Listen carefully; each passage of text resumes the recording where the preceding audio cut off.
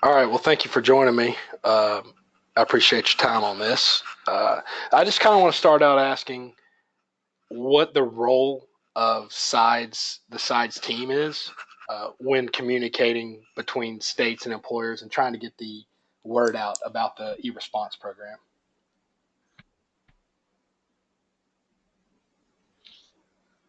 Our role is to assist the states by sharing best practices from other states. That's probably one of the keys. Actually, myself and my operations director, Tom Byerly, were both former unemployment insurance directors. Me in the state of Oklahoma, Tom in the state of Oregon. And so we basically have split the country in half as far as who has primary responsibility for states. So I have the Eastern time zone and Puerto Rico and Virgin Islands, Mhm. and Tom has all the rest, but uh, that really splits them pretty much in half as far as numbers. So you So mentioned, we work directly with the states on both sides web services and implementing with the larger TPAs and employers nationwide, and with e-response as well. Another thing we do is send out reports monthly to let the states know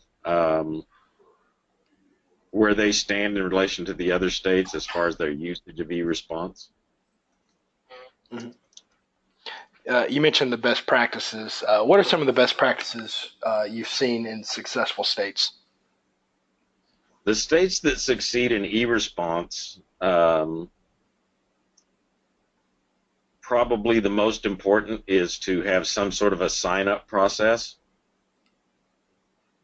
so that the employers sign up and then they begin getting notices electronically instead of still getting by paper. Some states still send paper, and e-response is just one of the options to respond.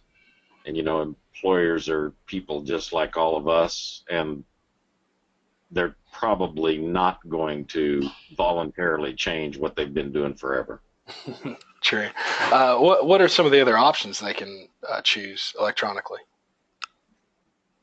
Um, Basically, the ones who succeed have a website where the employer signs up. It automatically marks them in the state's unemployment benefits system that they're now an e-response employer. So when somebody files a claim against that employer, instead of overnight printing a piece of paper and mailing them something, they just send them an email and say, "We have a separation notice to which you need to respond," and they know their credentials. So they just log in and do the data entry to respond to the claim. So they have the website set up. I noticed that in Tennessee especially, there's just not a very high participant. Very high. I'm not sure what that would be considered, but it's nowhere close to 80%. I don't imagine. What kind of things can states do, or have you seen done, to better alert employers of the benefits of the program?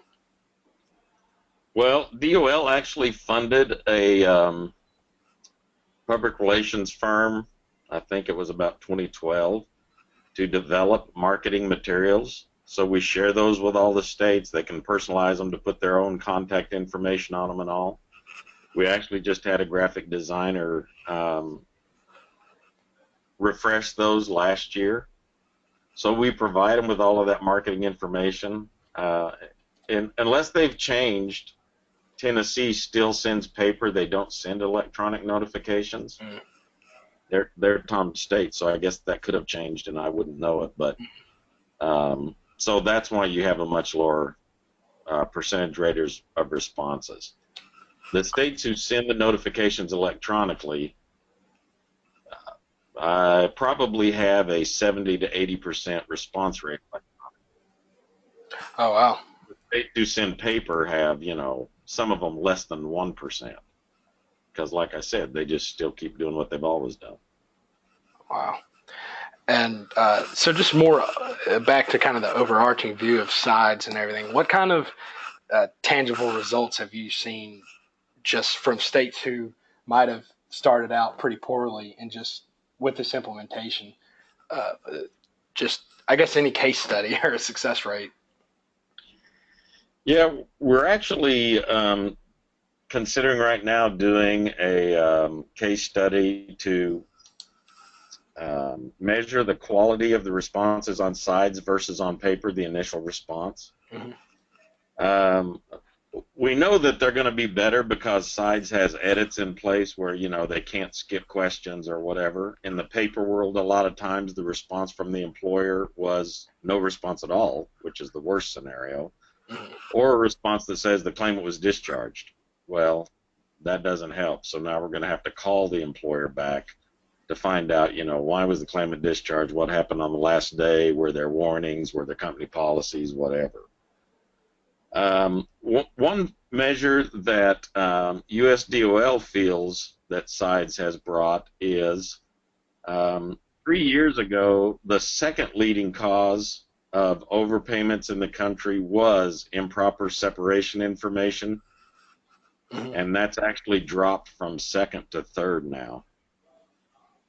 Oh, wow. So that's good. And USDOL basically credits SIDES because on web services, the employers and TPAs are required to respond to every notice. So they're going to get 100% response rate, which nobody was getting in paper. And the vast majority of those are going to be timely. So I know, because I was an adjudicator for 10 years in Oklahoma, that, you know, a lot of them mail them on the last day or even after the last day. And of course, then you have the mail that takes 2 or 3 days to get it there.